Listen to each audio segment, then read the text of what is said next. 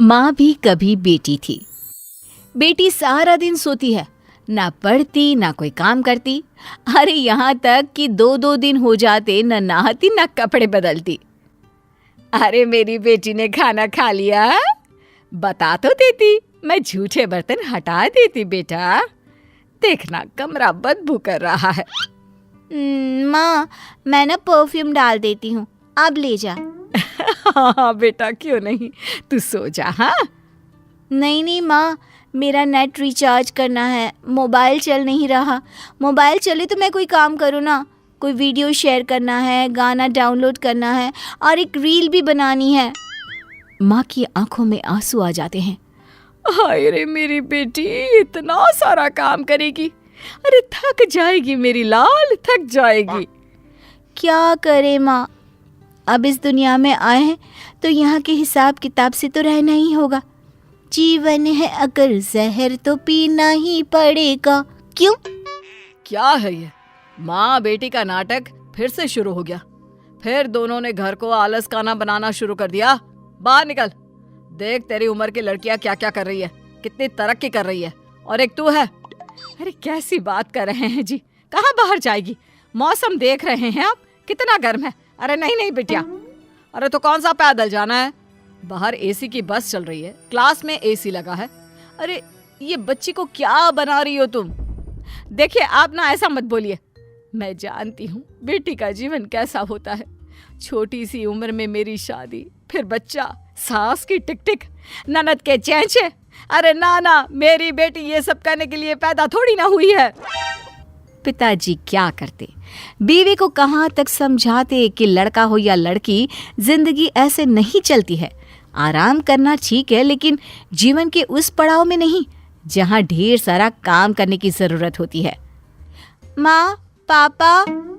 पिता को लगता है कि बेटी को समझ आ गया है। हाँ बेटा बोल, जल्दी से बोल, क्या हुआ।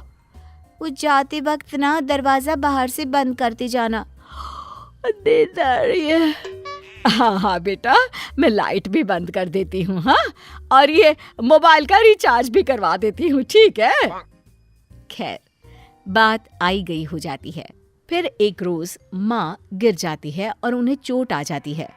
ओह हाय रे मेरी कमर, क्या करूँ, कहाँ जाऊँ। मिन्नी, अरे ओ मिन्नी।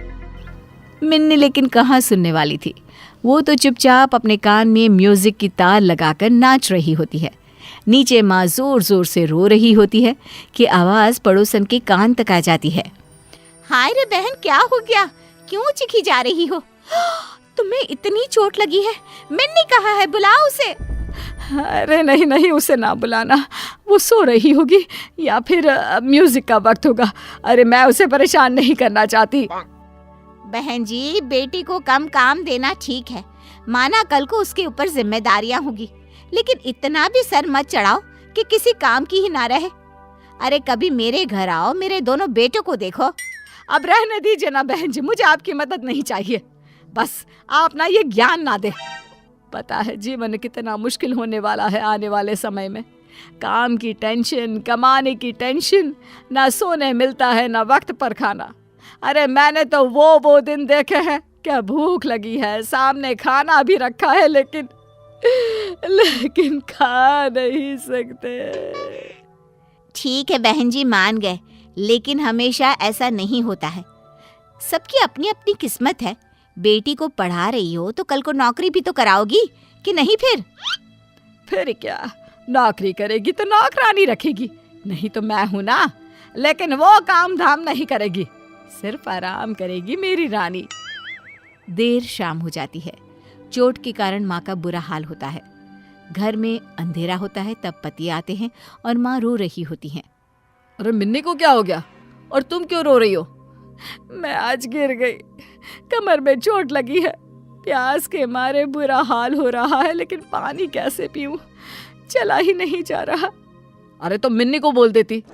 संध्या के वक्त भी घर पर अंधेरा छाया है, ना शाम की जोत जली।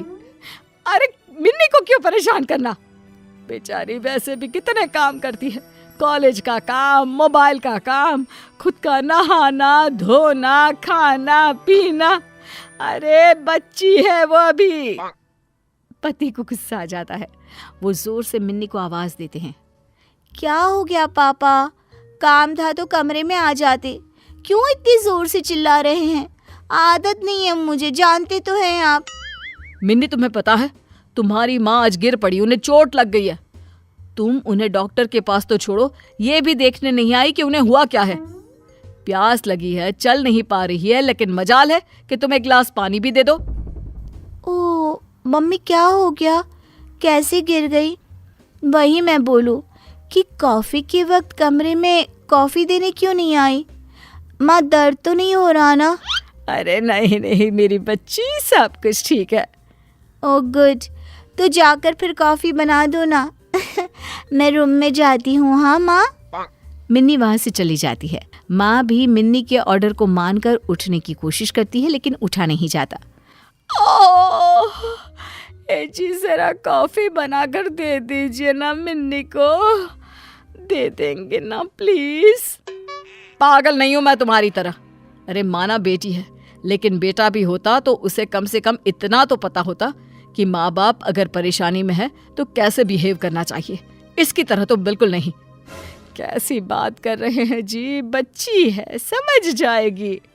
वो समझेगी नहीं, उल्टा तुम्हें ही कोसेगी एक दिन, देख लेना। ठीक है देख लेंगे, हटिए आप। उसके लिए मैं ही कॉफी बना देती हूँ।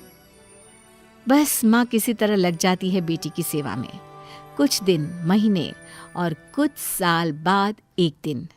माँ मेरी नौकरी लग गई है अमेरिका में। बेटी अमेरिका चली जाती है, लेकिन कुछ ही दिनों में। माँ मैं वापस आ रही हूँ, यहाँ रहना मुश्किल नहीं नामुमकिन है।